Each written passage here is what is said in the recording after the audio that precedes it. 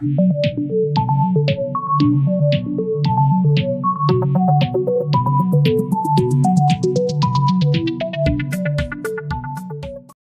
mga katribo,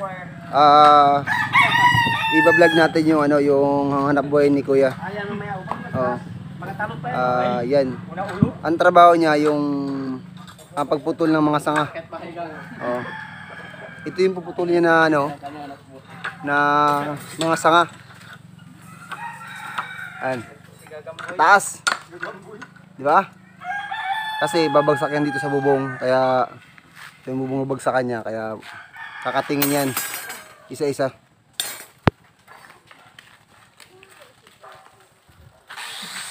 Ito yung mga katribo ang kanyang hanap buhay.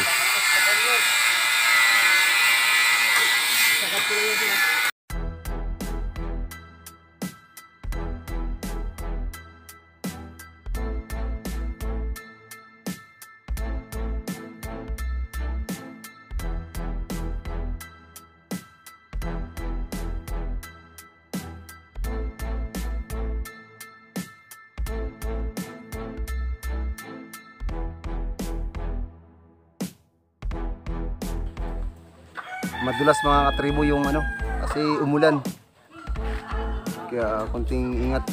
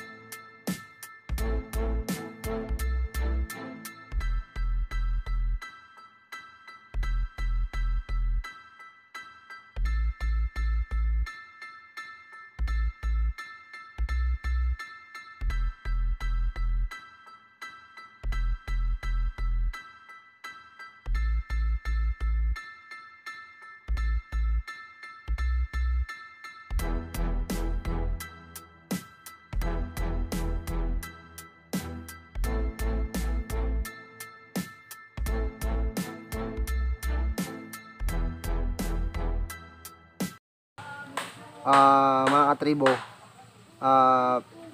mamaya pagbaba ni Kuya, ay bibigyan ko siya ng konting pamasko. Kasi yun nga na sa trabaho niya, parang ibang klaseng trabaho niya, parang buwis buhay. Kaya ngayon kapaskuhan, bibigyan ko siya ng konting biyaya galing sa akin. Kaya hintayin ko pagbaba niya bago ko iabot sa kanya. Mga katribo, pangalawang puno niya na inaakit yan.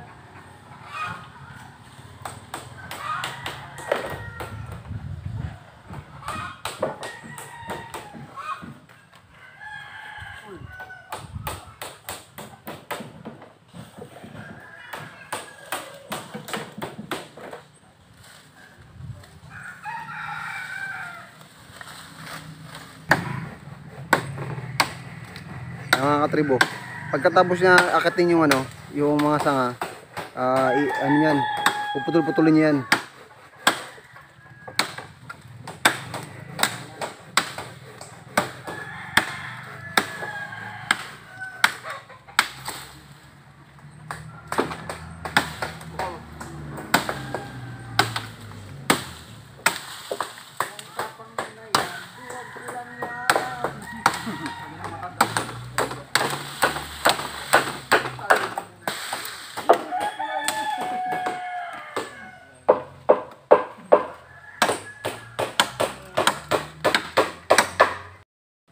O mga katribo, pupuntahan natin si Kuya Arnold. Bibigyan natin ng konting regalo. Dahil ngayong Pasko para pantulong sa kanya. Okay, tara.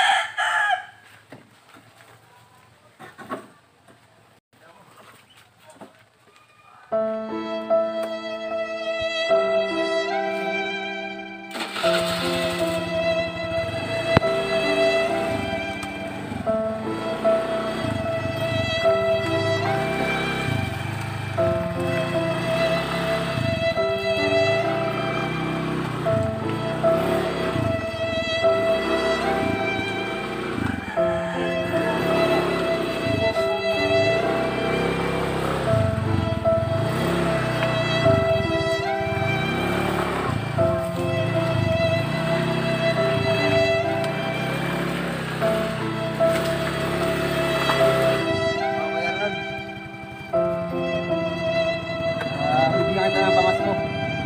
Kasi yung Pasko,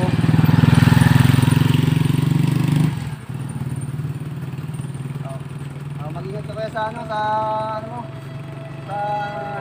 hanap buhay mo.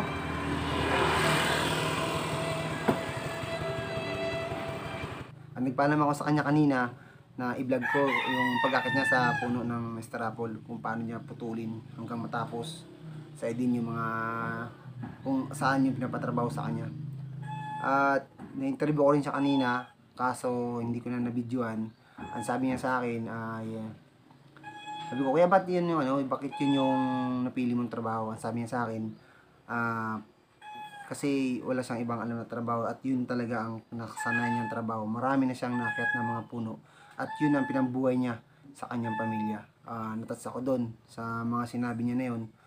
Kasi kahit mahirap, kumbaga marangal na trabaho. At yun, mga katribo, yung umabot ako ng kahit kunting tulong lang, maliit lang, pero para sa akin mahalaga na yun. At mga katribo, sana lagi yung suportahan ng YouTube channel ko, Mike TV. Subscribe and pakishare na rin po. Sige, bye.